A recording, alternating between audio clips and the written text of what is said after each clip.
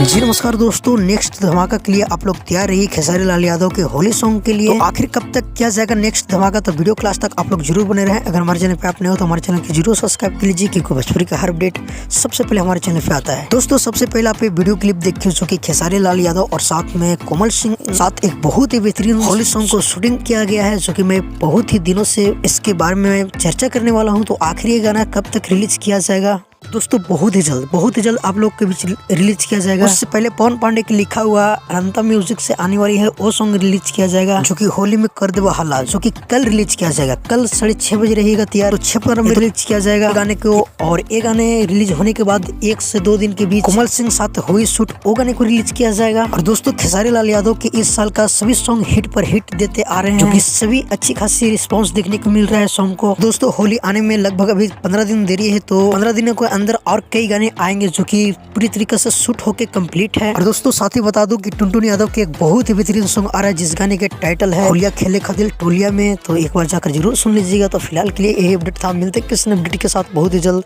अगर हमारे चैनल पे आप नए हो तो हमारे चैनल के जरूर सब्सक्राइब कर लीजिए, क्योंकि भोजपुरी का हर अपडेट सबसे पहले हमारे चैनल पे आता है। जब तक लीजिए जय हिंद जय भोजपुरी।